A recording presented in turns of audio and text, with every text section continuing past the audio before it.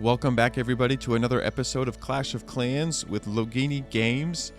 Finally, the holiday resource boosting is here. As you can see, I've got all of my collectors boosted, but the 1 gem boost is only for a 24-hour period. Now, last time that there was a special 1 gem boosting upgrade, it lasted, I believe, for 7 full days, and I'm a little bit puzzled by this 1 day, 1 gem resource boost, which, as you can tell, applies to every collector in the game.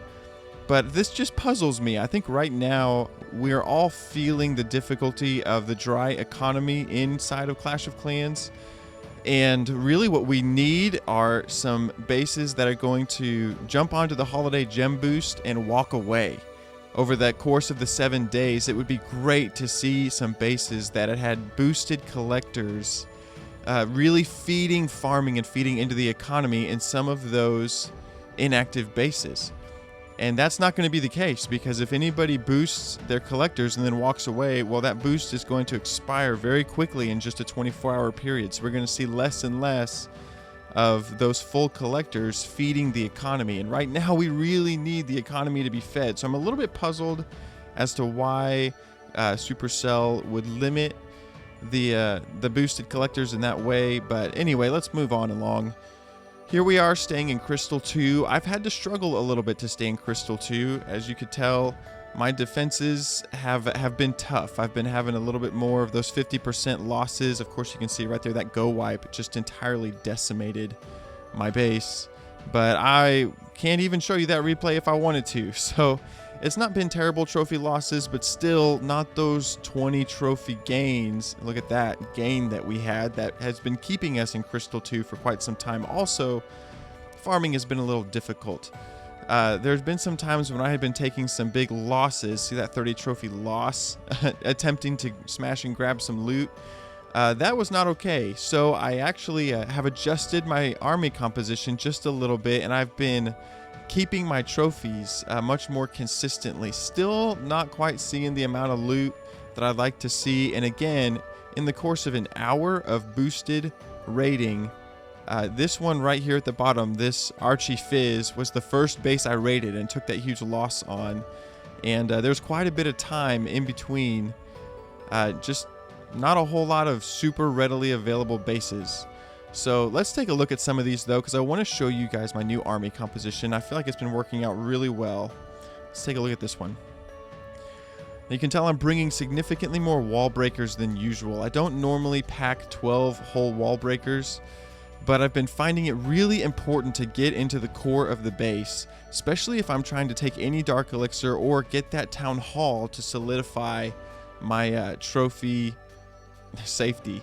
Take a look here. The dragon comes out. Got to use those poison spells. Why I'm packing those, especially the upgraded one in the clan castle is very helpful.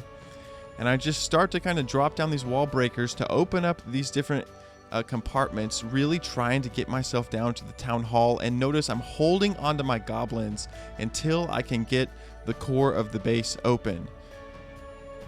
Let's take a look, speed it up. Here come a couple more wall breakers.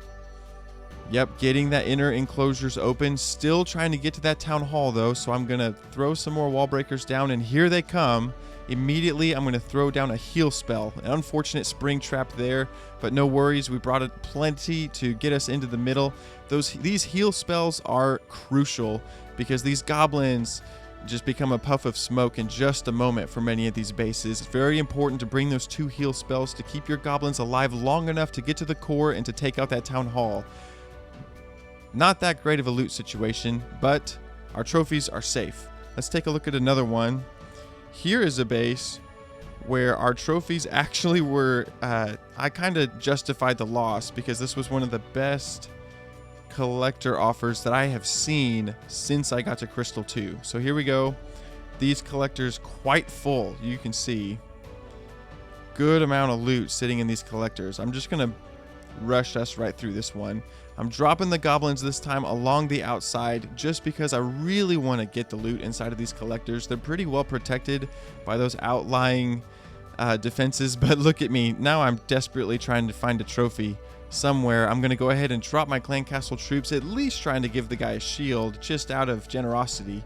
But no can do. A 29 trophy loss, gold find and elixir find. Definitely appreciated that. And then one more to show you.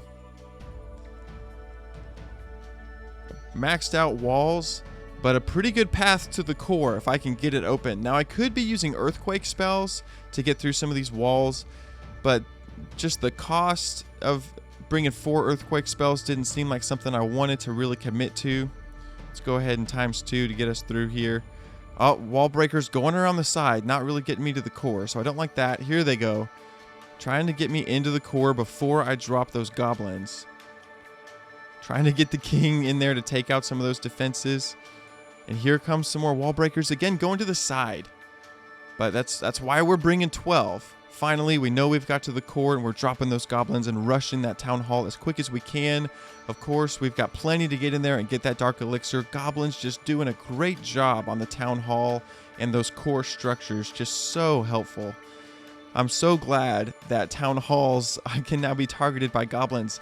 And again, not that much loot was taken, but a good amount of dark elixir, and again, our trophies are safe. So that's been the key for me in Crystal 2 as a Town Hall 8, is trying to keep my trophies safe, landing good defensive wins when I can, and just not taking those huge trophy losses for the sake of loot, like I was able to do back in gold and silver.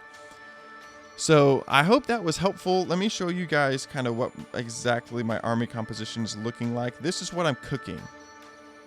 Right now, I'm cooking in each in each barracks, I'm cooking 3 wall breakers, 2 giants, 20 archers, 10 goblins, and 4 barbarians, which is, I'm putting that in every army camp to produce my army composition that I find working for me. Now, this is a more expensive farming army. It's going to cost me each time I attack over 80,000 elixir just in my army composition alone. That's not counting the 2 heal spells that I'm finding very necessary to keep those goblins alive once they get to the center of the base. Now, back in gold and silver, this was what I was cooking in each collector. A much leaner, much cheaper, faster army to cook. Just 1 wall breaker, 1 giant per army, per barracks. And that army composition in total was costing me about 60,000. So it's not a drastic reduction, but it was faster, it was cheaper, and again, farming was just much easier back in those days. So that's what I've been having to do. I hope this has been a little bit helpful, and I hope that those replay examples kind of show you a little bit of what you can do with goblins if you can break into the center of a base. I'm finding it very helpful. Again, I'm still a little disappointed in the holiday gem boost only lasting for 24 hours. Who knows how many consecutive days this will be available, but I would have much rather seen them be purchased as a chunk of time rather than just a day at a time, just so we could get some of those inactive bases to finally have some loot in them.